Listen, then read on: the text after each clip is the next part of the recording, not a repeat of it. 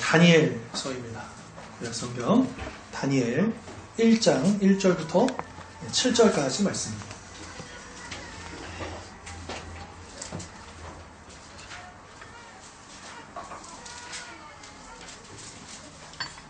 제가 가진 성경으로 구약 1231편입니다. 다니엘서가 대선지서이기 때문에 선지서 사이에 찾으시면 되겠습니다.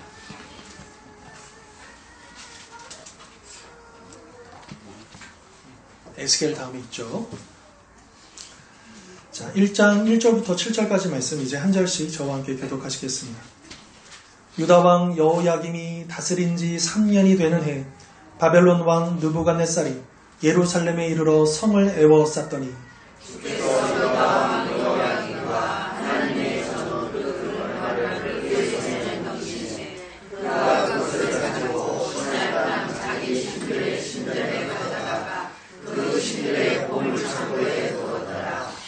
왕이 환관장 아스푸나스에게 말하여 이스라엘 자손 중에서 왕족과 귀족 몇 사람 곧 의미 없고 유모가 아름다우며 모든 지혜를 통찰하며 지식에 통달하며 하늘에 익숙하여 왕궁에 살만한 소리를 들려오게 하였고 그들에게 갈대아 사람의 학문과 언어를 가르치게 하였고 또 왕이 지정하여 그들에게 왕의 음식과 그가 마시는 포도주에서 날마다 쓸 것을 주어 3년을 기르게 하였으니 그 후에 그들은 왕 앞에 서게 될 것이더라. 그들 가운데는 유다 자손 곧 다니엘과 하나냐와 미사엘과 아사랴가 있었으니 같이 읽겠습니다. 환관장이 그들의 이름을 고쳐 다니엘은 벨드사살이라 하고 하나냐는 사드락이라 하고 미사엘은 메삭이라 하고 아사랴는 아벤느고라 하였더라. 아멘. 자, 우리가 다니엘서를 새롭게 이제 읽어가기 시작했는데요. 이 다니엘은 우리가 역사서가 아니라 예언서, 선지서에 있다는 것을 기억할 필요가 있습니다. 물론 역사적인 내용들이 대부분 포함이 되어 있는데요. 이 다니엘서도 전반부, 후반부, 크게는 두 개의 내용으로 나눌 수가 있는데 이 전반부인 1장부터 6장, 또 후반부는 7장부터 12장까지 이렇게 이어져 있습니다. 그래서 1장부터 6장까지는 우리가 많이 알고 있는 다니엘과 그 세 친구들의 그 믿음의 사건들을 이제 역사적으로 쭉 기록을 하고 있고요. 그리고 이 후반부인 7장부터 12장에서는 이 다니엘이 직접 하나님 앞에 받은 그 계시라고도 하고요. 예언이라고 하고요. 특별히 그가 받은 예언을 뭐라고 하냐면 묵시라고 합니다. 묵시라고 하는 것은 일반 예언과는 달리 이 마지막 때에 관련되어진 어떤 그런 내용들을 이제 묵시라고 하고 이것들을 이제 에스겔서도 마찬가지고 이 다니엘서도 마찬가지고요. 이 마지막 때한 이야기를 합니다. 그래서 보통 이 다니엘서를 구약의 계시록이다. 이제 이런 표현을 쓰기도 하거든요. 왜냐하면 신약에도 계시록이 있지 않습니까? 자, 그러면 신약에 있는 계시록과 이 구약의 계시록인 다니엘이 받았던 묵시하고 차이점이 좀 있습니다. 그건 뭐냐? 신약의 계시록은 그 마지막 때 그 종말 자체 사건에 좀 집중을 하고 있다면 이 구약의 계시록인 다니엘서는 그 마지막 때를 향해서 가는 그 역사의 과정이 무엇인가? 하나님께서 그 마지막을 향해 어떻게 이끄시는가에 대한 그런 이제 관점을 가지고 기록하고 있다는 것이죠. 또 하나, 에스겔도 묵시라고 했고요. 이 다니엘도 묵시라고 했습니다. 굉장히 그냥 읽기에는 좀 어려워요. 바로바로 이해가 되지 않습니다. 묵시이기 때문에요. 그런데 에스겔과 다니엘은 비슷한 시대에 쓰여졌고요. 이제 포로가 이제 예루살렘이 멸망하는 과정 속에서 그 이후에 기록되어진 책들인데 에스겔서는 그 이스라엘의 영적인 회복, 종교적인 회복에 초점을 맞췄다면 이 다니엘서는 그들이 이제 정치적으로 돌아오게 되는 정치적인 회복에 관련해서 좀 더 초점을 맞추고 있다라는 면에서 에스겔과 다니엘의 그 묵시가 또 차이점이 있다라고 하는 것입니다. 자, 따라서 이 다니엘서를 읽으면 우리는 무엇을 발견할 수 있냐면 하나님의 백성이 망했잖아요. 포로로 끌려갔죠. 이런 절망스러운 시대 속에서도 하나님은 여전히 일하고 계신다. 이들을 통해서 구원의 역사를 이루고 계신다. 요 한 가지를 우리가 배울 수 있고요. 그리고 두 번째로는 그 묵시들을 통해서 이 마지막 종말 때까지 하나님이 이 세상을 그냥 방치하고 계시는 것이 아니라 하나님의 뜻과 계획 속에서 어김없이 하나님의 시간표에 맞춰서 하나님이 이 세상을 움직이고 계시고 이 역사를 이끌고 계시는구나. 이것을 또한 다니엘서가 우리에게 말씀해주고 있다라고 하는 것입니다. 자, 이제 우리가 오늘 1장에 또 7절까지만 우리가 읽었는데요. 이제 1장 전체는 이 다니엘서의 배경을 제시하는 그런 장이라고 말할 수가 있습니다. 그래서 이 전반부의 주요 등장인물인 다니엘과 세 친구들이 오늘 등장하지 않습니까? 그래서 이 사람들을 앞으로 이제 우리가 읽어가면서 어떤 일들이 있는지 이미 알고 있지만 그 속에 담겨지는, 사건 속에 담겨지는 그 의미가 무엇인지 우리가 함께 살펴보려고 합니다. 자, 특별히 오늘은 이 다니엘과 세 친구들이 왜 포로로 끌려왔고 또 포로로 끌려와서 어떤 상황에 마주쳐야 했는지를 오늘 본문은 우선 설명을 하고 있습니다. 자, 먼저 1절을 보시면 유다 왕 여호야김이 다스린 지 3년이 되는 해에 바벨론 왕 느부갓네살이 예루살렘에 이르러 성을 에워쌌다라고 말씀하십니다. 참고로 다니엘은 이 때가 언제냐면 여호야김 3년이라고 하죠. 그런데 역대상이나 열왕기로 가보면 여호야김 4년이라고 얘기합니다. 근데 그 이유는 뭐냐면 바벨론에서 왕의 그 연수를 계산하는 방법과 이 이스라엘 사람들이 계산하는 방법이 틀리기 때문이죠. 그래서 이스라엘의 방법으로 하면 4년이 맞고요. 그리고 바벨론의 관점으로 말하면 3년이 맞습니다. 틀린 게 아니라, 모순되는 게 아니라 이 다니엘서는 바벨론의 시대 속에서 쓰여졌기 때문에 그 계산법으로 해서 여호야김 3년이라는 것이죠. 자, 이때가 굉장히 중요한데 이때 바벨론 왕, 우리가 잘 알고 있는 느부갓네살, 이 단어는 좀 어렵지만 많이 들어보셨지 않습니까? 바벨론 하면 다른 왕들은 잘 몰라요. 그런데 느부갓네살이라고 하는 이 사람의 이름을 우리가 잘 기억하고 있는데 이 바벨론 왕 느부갓네살이 예루살렘을 에워쌌다. 예루살렘을 공격했다라고 말합니다. 자, 그런데 이때에 왜 바벨론이 유다를 침공했을까?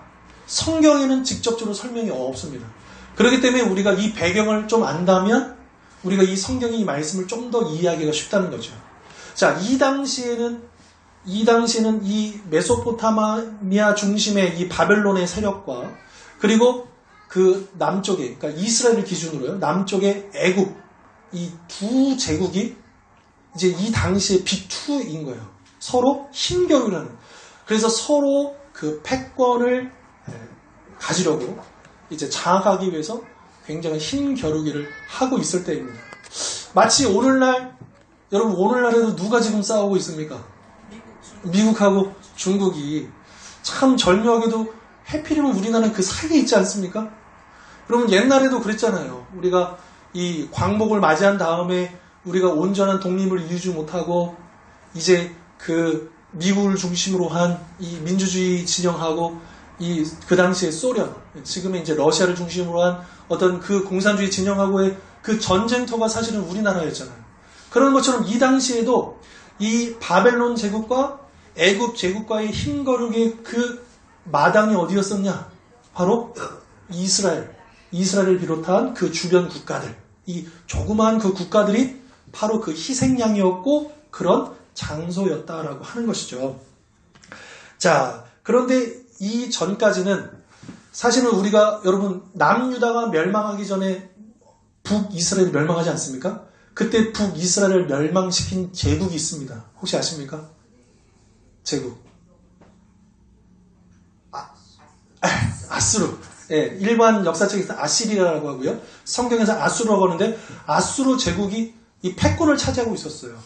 그러는데 그 아수르 제국이 이제 점점 세력을 잃어가기 시작하면서 그래서 바벨론이 일어서는 거예요. 그러면서 이 애굽도 호시탐탐 아수르가 정복하고 있었던 이 영향력을 북이스라엘을 멸망시키고 남유다까지 쳐들어왔잖아요. 그때는 애굽이 잠깐 물러나 있었어요. 그러다가 이 북이스라엘을 멸망시킨 다음에 아수르가 급격하게 쇠퇴합니다. 그러면서 그 사이에 공백이 생겨요. 그랬을 때 히스기야, 그리고 요시아라고 하는 이스라엘의 왕들이 독립적인 나라를 이끌면서 종교 개혁을 일으키죠. 그런데 안타깝게도 요시아가 죽고 난 다음부터 이스라엘은 이제 열강들의 틈바구니 속에 끌려갈 수밖에 없습니다. 요시아 다음에 어떤 왕들이 세워지냐면 여호아하스, 그리고 여기 그 다음 여호야김, 그리고 그 다음에 여호야긴, 그리고 마지막 시드기야라고 하는 4명의 왕이 이어지지만 사실은 명목상의 왕이고 이들의 왕들은 다 애굽에 의해서 세워졌거나 바벨론에 의해서 세워진 왕들이었다는 거예요. 그러니까 요시아가 마지막 왕이었는데 여러분 요시아가 어떻게 죽는지 알고 계십니까? 기억나십니까? 요시아가 애굽 왕과 싸우다가 죽습니다. 근데 원래는 애굽 왕이 나는 너랑 싸우는 게 아니라 지금 북쪽으로 올라가는 길이라고 얘기합니다. 그 길이 뭐냐? 바로 바벨론하고 싸우러 가는 길이었어요. 왜냐? 이 아수르가 이제 쇠퇴하면서 마지막 세력을 바벨론이 쳐들어가는데 애굽이 전략적으로 아수르를 도와줌으로써 이 바벨론과의 균형을 찾기 위해서 그 애굽 왕이 올라가는 길이었는데 그것을 요시아가 막다가 이 전쟁에서 요시아가 죽게 됩니다. 그런데 그것 때문에 애굽이 시간을 놓쳐버려요. 그래서 결국에는 바벨론이 아수르를 점령해버리고 애굽은 패배하면서 물러나게 됩니다. 그 결과 애굽만 패배한 것이 아니라 그 애굽의 영향력 속에 있었던 유다마저도 바벨론의 손아귀에 넘어가게 되는 것이죠.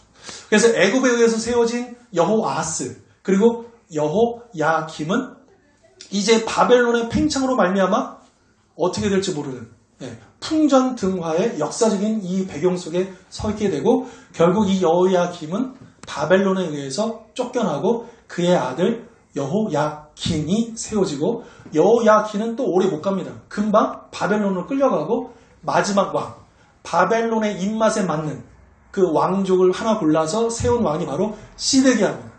그런데 흥미롭게도 이 4명의 왕들은요 다 요시아의 3명의 아들과 1명의 손자예요. 그래서 여호야스, 이 여호야김 그리고 시드기야가 이 3명이 요시아의 아들이고요. 여호야긴이 손자가 되겠습니다. 그러니까 요시아가 죽은 다음에는 왕이지만 왕이 아닌 이런 틈바구니 속에서 오늘 본문이 진행이 되고 있는 것이고요. 바벨론에 의해서 남유다가 멸망했는데 한 번 침공해서 멸망한 게 아닙니다. 이때 멸망한 게 아닙니다. 이때는 1차 침공이라고 해서 아주 멸망시키지 않고 전략적으로 2절에 보시면 3절에 보시면 이스라엘 자손 중에 왕족과 귀족 그 자녀들을 끌고 가게 됩니다. 왜 바벨론은 그 왕족과 귀족들의 자녀들을 데리고 갔을까요?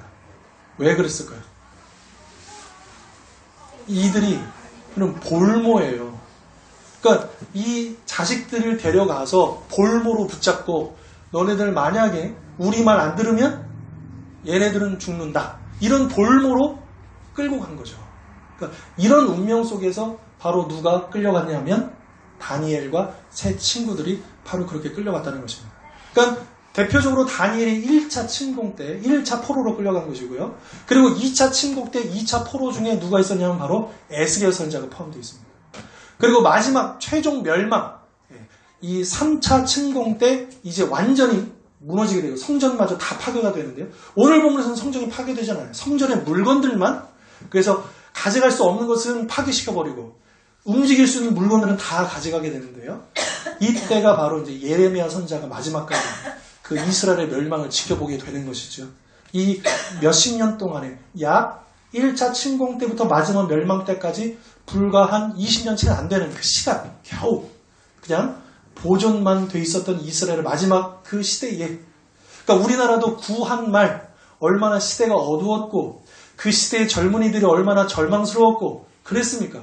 다니엘과 새 친구들 이 청년들이 바로 그런 시대 속에서 이제 참 놀랍게도 믿음의 빛을 발했던 그런 믿음의 귀한 영웅들이라고 말씀을 드릴 수 있는 것이죠.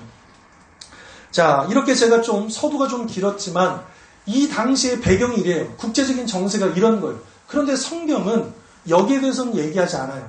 대신에 이 당시의 배경을 뭐라고 얘기하냐면 2절에 주께서 하나님께서 유다 왕 여호야김과 하나님의 전그릇 얼마를 그의 손에 넘기셨다. 그러니까 바벨론이 이 땅에 쳐들어오는 것을 뭐로 설명하냐 하면 이 바벨론 왕의 야욕 때문에 이 전쟁이 일어나는 것이 아니라 하나님이 하나님의 뜻을 이루시기 위해서 이렇게 하셨다는 거예요. 넘기셨다는 거예요. 왜냐하면 타락한 당신의 백성들을 징계하시기 위해서 바벨론이라고 하는 몽둥이를 사용하셨다라고 하는 거죠.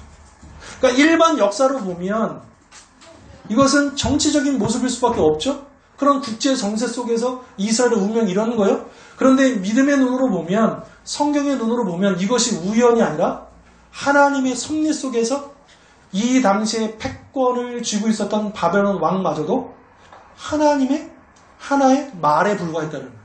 그 속에서 이 일들이 벌어지고 있었다라고 하는 것이죠. 따라서 인류의 모든 역사는 그저 우연한 사건들의 연속을 기록하는 것이 아니라 하나님의 섭리의 결과들이라고 하는 것을 우리는 잊지 않아야 한다라고 하는 것이죠. 이 세상에 아무리 강한 나라일지라도 아무리 큰 권력을 휘둘렸던 왕일지라도 그들은 결코 이 세상의 주인이 될 수가 없고 또 그 누구도 자기 마음대로 이 역사를 좌지우지할 수는 없다라고 하는 것을 성경이 분명히 이야기하고 있다는 것이죠. 아까 말씀드린 대로 이 당시의 고대 근동의 빅2는 바벨론과 애굽이었고 결국 바벨론이 승리하게 됩니다. 역사적으로요. 자, 그런데 오늘날에는 지금 미국과 중국이 지금 싸우고 있는데 누가 이길지는 잘 몰라요. 우선은 미국이 유리해 보여요. 그렇죠? 지금 중국이 약간 깨갱하고 있습니다. 한번 붙었는데 안 되는 거예요, 지금. 지금 중국의 피해가 어마어마하거든요. 그러니까 지금 협상하는 거죠. 그래서 서로. 그리고 지금 미국의 대통령은 First America. 그래가지고 미국 우선주의를 내세우면서 엄청난 변화들이 이루어지고 있어요. 자, 그런데 여러분 이게 우연이냐 이거예요. 성경은 아니다라고 얘기합니다. 자, 우리나라가 여기에 끼어 있어요. 미국과 이 중국 사이에 끼어 있는 거죠. 그래서 우리 남과 북의 이 평화 통일도 어떻게 될 것인가 우리는 어떻게 생각해요? 미국이 도와줘야, 중국이 좀 도와줘야, 뭐가 이렇게 주변이 도와줘야 우리가 평화 통일을 이룰 수 있을 것이다 라고 생각하기 쉽잖아요. 물론 그것이 틀렸다는 말은 아닙니다. 그러나 본질적으로는 누가 도와주셔야 돼요? 하나님이 해야죠. 미국도 중국도 우리나라를 둘러싼 그 주변 열강들을 하나님이 움직이고 계시게 돼요. 아마 미국의 트럼프는 자기가 역사를 움직이고 있다고 생각할 거예요. 자기가 미국이 이 세상을 지배하고 있다고 생각할 거예요. 그렇지 않습니까? 그러나 그들은 역사의 주인이 아닙니다. 하나님이 그들을 움직이시는 거예요. 이 미국 대통령의 이 야욕을 하나님이 사용하시는 거예요. 이 중국의 그 주석, 시진핑의 주석에 1대1로라고 해가지고 어마어마한 꿈을 꿨잖아요. 근데 그것이 지금 계속해서 난관에 부딪히고 있거든요. 그가 제2의 이제 모태동 주석과 같은 그런 지도자로 그렇게 중국에서 서려고 하지만 만만치가 않습니다. 이 모든 것들이 다 하나님의 계획 가운데 하나님이 허락하신 만큼만 그들이 움직일 수 있다는 걸 깨달아야. 그렇지만 그들은 모르는 것이죠. 그렇기 때문에 이게 미국이 이렇다, 중국이 이렇다 우리가 관찰은 해야 되지만 그러나 더 중요한 것은 더 본질적인 것을 우리가 볼 수 있어야 된다. 하나님이 이 땅을 어떻게 이끄실지 우리는 기대하고 소망하고 하나님께 기도해야 한다라고 하는 것이죠. 여러분 이스라엘이 멸망했잖아요. 끝났어요. 그러나 다니엘과 새 친구들을 비롯한 이 모든 사람들, 여러분 다니엘이 언제까지 이 계속해서 정치가로서 활동했냐면 다음 시간에 보겠지만 1장 21절 보실래요? 1장 21절 1장 21절 읽겠습니다. 시작. 다니엘은 고레스와 본년까지 있으니라. 언제까지 있었대요? 혹시 고레스 왕 하면 생각나는 거 없으십니까? 고레스 왕은 바벨론 왕이 아닙니다. 바벨론을 멸망시킨 바사 제국의 초대 왕입니다. 그러니까 무슨 말이냐면 이때에 칙령을 선포해요. 우리 역대하 맨 마지막에 보면 그렇게 끝나요. 이제 이스라엘이 멸망하고 포로로 끌려간 다음에 맨 마지막 장면이 뭐냐? 고레스 왕이 칙령을 선포해서 유다 민족을 비롯한 모든 그 피지배 그 식민지였던 민족들을 돌려보냅니다. 그때 이스라엘의 민족들도 하나님의 성전을 지을 수 있도록 허락을 받고 올 때가 언제냐? 고레스 왕 때예요. 여러분, 이때에 누가 활약하고 있었어요? 다니엘이 활약하고 있었어요. 놀랍지 않습니까? 그러니까 여러분, 이게 하나님께서는 이 다니엘이나 새 친구들이나 또 그 밖에도 이름을 모르는 수많은 당신의 백성들을 이스라엘의 역사가 끝난 것이 아니라 이 포로로 끌려왔는데 이들에겐 뜻이 하나님의 계획이 있었던 거예요. 그러니까 이스라엘을 다시 회복시키기, 이스라엘을 돌아가기 위해서 그 준비하는 작업들을 누가 하고 있었냐면 다니엘 같은 사람들이 하고 있었던 거예요. 그래서 수르바벨이 이제 와서 성전을 짓고 1차 포로, 2차 포로, 3차 포로가 있었던 것처럼 1차 귀환, 2차 귀환, 3차 귀환. 그래서 에스라하고 느헤미야서를 읽어보면 이 세 차례의 포로가 돌아와서 성전을 짓고 성벽까지 짓게 되지 않습니까? 이때에 다니엘이 있었고 또 에스더라는 왕비가 있었고 이런 이제 과정들이 있다는 것도, 그러니까 하나님의 큰 그림이 있었다는 것을 우리는 기억해야 돼요. 물론 다니엘은 거기까지는 못 봤을지도 몰라요. 그렇죠? 에스더가 그걸 보진 못했을지도 몰라요. 자기가 왜 왕비가 됐는지, 자기가 왜 총리가 됐는지 처음에는 몰랐을지 몰라요. 그런데 이들이, 우리 나중에 확인해 보겠지만 다니엘이 예레미야서를 읽습니다. 그리고 깨닫습니다. 그리고 나중에 묵시를 보면 다니엘이 봐요. 하나님의 말씀을 들어요. 아, 하나님께서 이스라엘을, 당신의 백성들을 이렇게 회복하시고 구원하시는구나를 보게 됩니다. 그러니까 이것은 단지 이스라엘만을 향한 것이 아니라 구약의 백성이 이스라엘이라면 신약의 백성은 누구예요? 우리예요. 교회예요.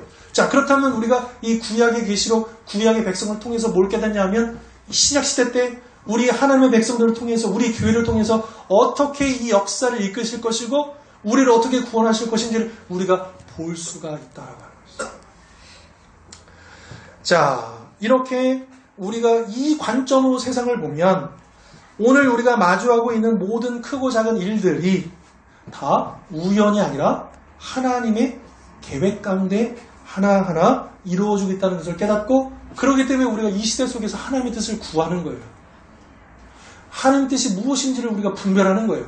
그리고 우리가 순종하면서 우리 각자에게 주어진 이 자리 속에서 살아가고 있다고 하는 것이죠. 자, 다음 3절로 7절에는 이 다니엘과 그 세 친구들이 바벨론 관리의 후보로 뽑히게 됩니다. 아무나 뽑히는 게 아닙니다. 자, 4절에 보면 흠이 없고 용모가 아름답고 모든 지혜를 통찰하고 지식에 통달하고 학문에 익숙한, 그래서 왕궁에 설 만한, 이 바벨론 왕을 모실 만한 아주 특별한 상위 0.1%를 뽑은 거예요. 지적으로도 정신적으로도 육체적으로도 모든 면에서 보잘함이 없는 그 수많은 포로들 가운데서도 가장 뛰어난 사람을 뽑아서 뽑았는데 그 중에 다니엘과 세 친구들이 있었다라고 하는 것이죠. 그런데 이들은 포로잖아요. 볼모잖아요. 그런데 바벨론 왕은 계획이 또 하나 있습니다. 이들을 볼모로만 데리고 있는 것이 아니라 이들이 각 나라, 각 민족의 다음 지도자들이잖아요. 그렇죠? 그러니까 어떻게 하냐면 이들을 바벨론화 교육을 시키는 거예요. 그러니까 이 우리나라도 일제시대 때 일제가 했던 일들이 뭡니까? 우리나라의 이름도, 우리나라의 말도, 우리나라의 문화도 다 없애버리는 거죠. 그런 것처럼 이 바벨론이 했던 일이 뭐냐면 각 나라의 그 민족들의 이 차세대 지도자들을 데려놓고 그들의 언어와 그들의 문화와 그 모든 것들을 다 싹 잊어버리도록, 그리고 뭘 주입시키는 거예요? 바벨론의 언어와 바벨론의 문화와 바벨론의 역사와 바벨론의 사상을 주입시키는 그 교육을 3년 동안 받게 했다. 그리고 음식도 아무거나 주지 않고 왕이 정한, 다 우상에게 바쳐졌던 그 음식을 주도록 했고요. 그리고 7절에 우리나라도 그랬지만 창시 계명이라고 해서 이 이름이 다 바뀌어지잖아요. 이 다니엘, 또 하나냐, 또 미사엘, 또 아사랴, 이거는요, 그의 부모들이 믿음으로 지어진 영적인 이름들이에요. 이게 다 하나님과 관련된 이름이에요. 하나님이 도우셨다, 하나님이 함께 하시다, 엘이 들어가고 다 하나님, 그러니까 그 신학적인 이름들이거든요. 근데 이게 다 벨드사살, 또 사드락, 또 메삭, 아베노고, 이거는 다 우상의 이름들이 다 들어가 있어요. 그러니까 이렇게 치욕적인, 그래서 문화와 역사뿐만 아니라 종교까지 완전히 완벽하게 이들을 세뇌시키기 위해서 바벨론 제국이 이 이스라엘 민족뿐만 아니라 이들만 있었던 게 아니겠죠. 수많은 민족들의 그 자녀들을 데려다가 이렇게 주입을 하고 있었다라고 하는 것이죠. 그래서 바벨론은 바벨론의 거대한 제국을 잘 원활하게 통치하고 오랫동안 이 제국을 지키기 위해서 이런 일들을 했다라고 하는 것입니다. 자, 그러면서 다니엘과 세 친구들은 그 와중에 또 결국에는 이 왕 앞에 서는 자들로 뽑히게 되고, 그 중에서도 이 다니엘은 제일 뛰어난 자리, 가장 높은 자리에 올라갈 만큼 그의 능력을 인정받게 된다고 하는 것이죠. 자, 여러분, 내가 다니엘이다. 내가 다니엘의 그 세 친구들을 생각해 보십시오. 이 3년 동안 얼마나 어려웠겠습니까? 그리고 얼마나 많은 유혹을 받았겠습니까? 여러분, 그냥 이 역사를 받아들이고 이 문화를 어차피 바벨론이 이겼잖아요. 그리고 자신의 민족은 살아났거든요. 그러니까 여기에 내가 순응해서, 여기에 적응해서, 내가 여기에서, 그리고 이들은 정말 정치적으로도 승승장구했잖아요. 그렇죠? 얼마든지 바벨론 사람이 될 수 있었습니다. 이 세상의 문화에 그대로 그렇게 성공하고 안정을 취하고 자기 권력을 가지고 얼마든지 살아갈 수가 있었다라고 하는 것이죠. 그러나 우리가 알다시피 다니엘과 세 친구들은 어땠습니까? 그럼에도 불구하고 하나님에 대한 믿음을 잃어버리지 않고 끝까지 지켰다라고 하는 것이죠. 그렇다면 우리가 이들을 보면서 무엇을 깨닫는가? 우리에게 주시는 교훈이 무엇인가? 여러분, 우리가 살고 있는 이 세상, 물론 우리는 볼모는 아니지만, 여러분, 이 세상은 성경이 뭐라고 말하고 있냐면 공중권세를 잡은 사탄이 우리를 유혹하고 우리를 끊임없이 이 세속에 물들도록 우리를 공략하고 있지 않습니까? 여러분, 이 세상의 문화가 다 악하고 사탄의 문화는 아니지만, 그러나 대부분의 문화들이 너무나도 더럽고 악하고 그렇지 않습니까? 우리가 살고 있는 이 시대가 어떻습니까? 여러분, 우리 아이들이 지금 살고 있는 시대는 우리 성도님들이 어릴 때 살았던 그 시대와는 비교조차 할 수 없을 정도로 더 악하고 더 더럽고 더 무서운 그런 문화와 시대라는 것을 우리가 인정하지 않습니까? 그런 시대 속에서 이 아이들이 어떻게 자라야 하는가? 우리가 다니엘과 새 친구들을 통해서 배울 점이 있다라고 하는 것이죠. 우리는 다니엘과 새 친구들처럼 이 세상에 동화되기 쉽고 하나님 나라의 백성이라는 영적인 정체성을 잃어버릴 위험성을 늘 가지고 있다라고 하는 것입니다. 그러므로 우리는 다니엘과 새 친구들처럼 세속에 물들지도 않으면서도 이 세상의 빛과 소금의 역할을 감당할 수 있어야 한다고 하는 것이죠. 사실 다니엘과 새 친구들은 어떤 면에서 선택의 여지가 없었습니다. 그렇죠. 포로인데 끌려왔는데 사실 죽음 외에는 선택이 없잖아요. 그렇죠? 살아야 되니까 여기서 시키는 대로 할 수밖에 없었다는 거죠. 포로의 신분으로서 바벨론 제국의 교육을 거부할 수 없었고, 그래서 바벨론의 학문과 언어 그리고 그들의 문화를 배워야만 했고, 우상에게 바쳐졌던 그 음식들을 먹어야만 했고, 심지어 그 부모들이 신앙 안에서 지어준 이름마저도 바벨론의 우상들을 찬양하는 이름으로 개명해야만 했던 그런 참 불쌍한 운명을 그들은 짊어질 수밖에 없었다고 하는 것이죠. 자, 그런데 중요한 하나의 단어가 있습니다. 6절입니다. 6절. 성경은 뭐라고 말하냐? 그런 운명에 처한 이들을 누구라고 얘기하냐면 6절에 유다 자손. 이게 무슨 말입니까? 유다 자손이다. 유다 지파라는 게 아닙니다. 예, 남유다, 나라의 백성들이라는 건데요. 이 말은 뭐냐? 그들이 유다 자손, 즉 하나님의 자손, 하나님의 자녀였다라고 얘기합니다. 비록 그들이 이 엄청난 이 세상 속에서 그렇게 끌려갈 수밖에 없었고 노출될 수밖에 없었고 그 영향력에 그렇게 영향을 받을 수밖에 없었지만 그들은 그 정체성을 잃어버리지 않았다는 거예요. 그들이 유다 자손임을 잃어버리지 않았다는 거예요. 하나님의 백성이라고 하는 것, 하나님의 자녀라고 하는 것을 잊어버리지 않았다는 거예요. 세상 사람처럼 똑같이 먹고 세상 사람처럼 똑같이 공부하고 세상 사람처럼 똑같이 일하지만 잃어버리지 않았다는 거예요. 내가 누구인지를, 내가 하나님의 자녀인 것을, 내가 하나님의 백성인 것을 잃어버리지 않았다라고 하는 것이죠. 바벨론 제국이 이 다니엘과 세 친구들의 모든 것을 다 빼앗을 수 있었지만 그러나 하나님의 백성이라고 하는 영적인 정체성은 결국 뺏을 수가 없었다라고 하는 것이죠. 이처럼 다니엘과 세 친구들이 그런 영적인 정체성을 잃어버리지 않을 수 있었던 것은 무엇이냐? 아까 서두에 얘기했던 겉으로 보면 바벨론이 역사의 주인이잖아요.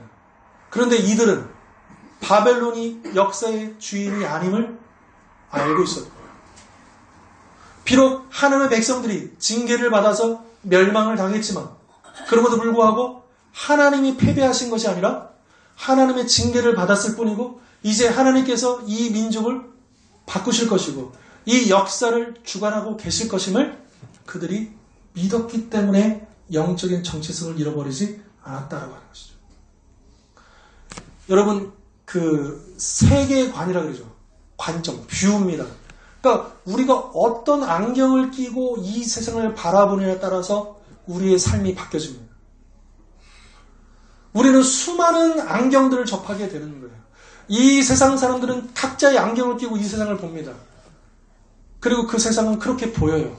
그런데 우리는 바로 이 성경의 안경을 끼고 이 세상을 바라볼 때에 하나님이 이 세상을 주관하고 계시다는 것을 우리가 믿을 수가 있고 그럴 때 우리가 이 세상에 속해 있지만 하나님의 자손, 하나님의 자녀, 하나님의 백성이라는 영적인 정체성을 잃어버리지 않을 수 있다라고 하는 것이죠. 여러분 우리 자녀들을 지켜야 된다고 해서 여러분 학교 안 보내야 됩니까? 여러분 공부 안 시켜야 됩니까? 직장 안 가져야 됩니까? 이런 방식으로는 이 세상을 변화시킬 수 없고 그것이 하나님의 뜻은 아닐 것입니다. 하나님은 이 당신의 백성들을 그 세상 한복판으로 보내셔서 그곳에 동화되는 것이 아니라 그곳을 변화시키는, 변혁시키시는 그런 일꾼으로 우리를 세우셨다라고 하는 것입니다. 그렇기 때문에 여러분 우리는 다 선교사입니다. 우리가 뭐라고요? 여러분 그러니까 선교지는 어떤 곳이냐면 선교사가 살고 있는 곳이 선교지예요. 선교사가 있으니까 그게 선교지인 거예요. 여러분 우리가 서 있는 가정, 일터, 이 세상이 다 선교지입니다. 왜요? 내가 선교사라는 마인드를 가지고 살아가면 그렇다는 거예요.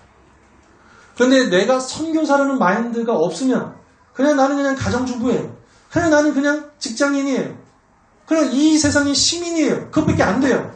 그런데 하나님의 이 역사의 주관자 되심을 믿고 하나님이 나를 그 믿지 않는 가정으로, 믿지 않는 일터로, 믿지 않는 이 세상으로 나를 선교사로 파송하셨다는 것을 믿고 그곳에서 하나님의 자녀로서의 삶을 살면 하나님께서 우리를 통해서 놀라운 일들을 이루실 거라고 하는 것이죠. 아멘.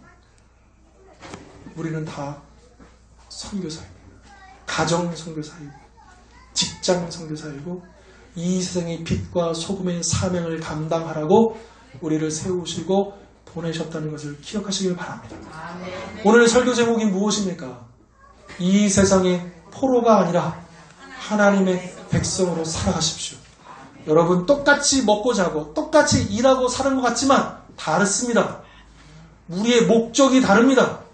우리가 먹어야 할 이유가 있습니다. 우리가 자라가야 할 이유가 있습니다. 우리가 일해야 할 이유가 있습니다. 그저 나를 위해서 내 행복을 위해서 그 정도가 아니라 하나님의 선교사로서 이 하나님 나라의 복음의 일꾼으로서 우리가 그곳에 서 있어야 하고 이 현실을 우리가 피할 수 없습니다. 싸워야 합니다. 여러분 내가 선교지 같다고 생각해 보세요. 선교지가 얼마나 어렵겠습니까? 내 마음대로 되는 게 있겠습니까? 내 뜻대로 되는 게 있겠습니까? 저도 1년 반 동안 학생 선교사였지만 그래도 선교사는 이름으로 파송을 받아서 딱 갔는데 가자마자 제일 힘들었던 게 뭔지 아십니까? 말을 못해요. 소통이 안 돼요. 여러분 가정에서 소통이 안 돼요. 직장에서 소통이 안 돼요. 그러니까 내가 가지고 있는 이 정체성을 가지고 이게 소통이 안 되는 거예요. 여러분 지극히 정상입니다. 왜요? 우리가 선교사거든. 그래서 믿지 않는 가족들, 믿지 않는 동료들, 믿지 않는 이 세상 사람들하고 마주칠 때 첫 번째가 소통이 안 된다는 거예요. 언어가 틀리다는 거예요. 그런데 어떻게 해요? 언어를 어떻게 하는 거예요? 우리가 배워가는 거예요. 그들의 언어를 배워가. 그렇지만 그들의 언어를 배운다고 해서 우리가 그들의 가치관을 따르자는 겁니까? 아니요. 제가 왜 열심히 중국어를 배웠느냐? 중국에서 뭐 하려고요? 네, 복음 전하려고요. 복음 전하려고 열심히 그 누구보다도. 그래서 그 제가 있었던 학교가요. 그 북경에 요덴따슈야라고 우전대학교인데 굉장히 유명한 대학교예요. 랭킹 한 10위권에 드는 굉장히 좋은 학교인데요.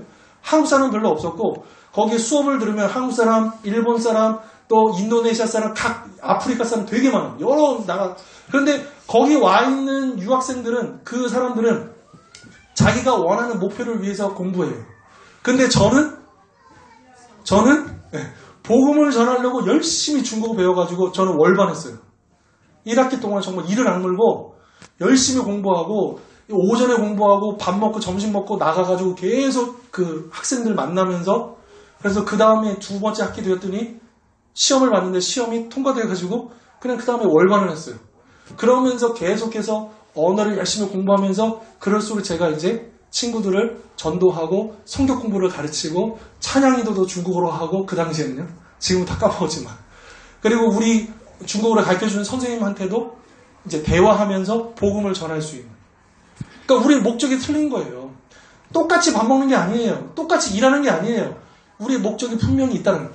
우리는 이 세상의 포로가 아니라 하나님의 백성이라는 분명한 영적 전체성을 가지고 그 일들을 할 때에 하나님이 다니엘과 세 친구들을 사용하셨던 것처럼 오늘 우리들도 그렇게 사용하실 거라고 하는 것이죠. 그러니까 우리 교회는요, 우리 선교사들을 훈련시키고, 여러분 우리가 일주일 동안 선교지에서 있다가 모여가지고 예배드리는 곳이에요.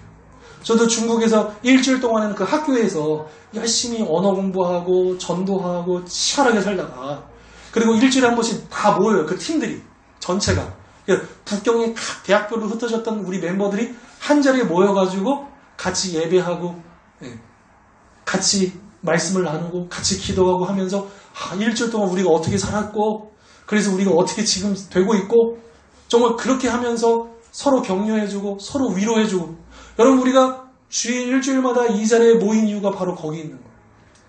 각 선교사들이 여기에 모여가지고 그래서 각자의 그 선교지에서 때로는 실패하기도 하고 때로는 성공하기도 하고 때로는 이기도 하고 때로는 지기도 하고 그런 수많은 일들이 있지만 그러나 여기 와서 내어놓는 거예요. 우리의 것을.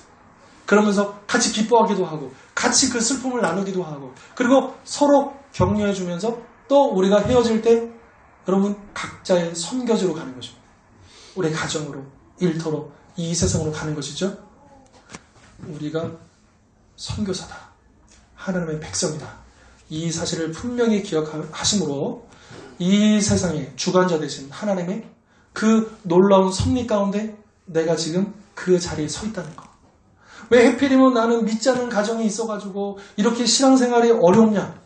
하나님 뜻이에요. 받아들이십시오. 하나님은 놀라운 뜻이 있습니다. 왜 나만 예수 믿지? 제가 누누이 말씀드리잖아요. 나만 믿는 게 아니죠.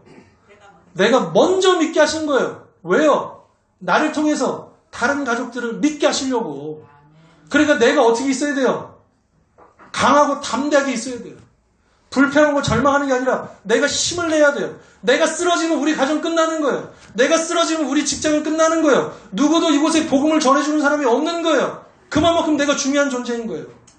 하나님은 우리에게 그런 자리로 우리를 세우셨고 또 우리에게 그 많은 능력을 부어주십니다. 그래서 우리가 이 사명감을 가지고 가정에 설 때에, 직장에 설 때에, 이 세상에 설 때에 하나님의 손과 발이 돼서 이 땅을 치유하고 회복하고 복음을 증거하는 일에 쓰임받는 우리 모든 성도님 될 수 있기를 주의 이름으로 축원합니다. 기도하겠습니다. 하나님 아버지, 이 세상은 하나님의 뜻과 계획 안에서 하나하나 이루어지고 있습니다. 때로는 우리 육신의 눈으로 볼 때 힘이 있는 사람들이, 힘이 있는 나라들이 이 역사를 좌지우지하는 것처럼 보이지만 하나님은 더 큰 그림을 가지시고 당신의 백성들을, 복음의 일꾼들을 세우셔서 그 세상의 한복판에서, 그 틈바구니 속에서 하나님의 자녀로서의 정체성을 잃어버리지 않게 하시고 구별되어서 이제 복음이 흘러가도록 그리스도의 능력이 넘쳐나 그렇게 사용하신 줄 믿습니다. 그렇게 저희들을 사용하여 주시옵소서. 우리 사랑하는 충원교회 성도님들, 가정의 선교사로, 직장의 선교사로 세움받았사오니 이제 더 마음을 굳게 하고 강하게 하고 담대하게 하여 주옵소서. 그리고 그 선교의 사명을 감당하기 위하여 건강도 주시고 재정도 주시고 지혜도 주시고 동력자도 주시고 감당할 수 있도록 인도하여 주시옵소서. 그래서 우리가 주일마다 모일 때 그 하나님을 찬양하게 하시고 그 간증을 나누게 하시고 또 그렇게 함께 격려하고 축복하는 귀한 시간 될 수 있도록 인도하여 주시옵소서. 감사드리고 거룩하신 예수 그리스도 이름으로 기도하옵나이다.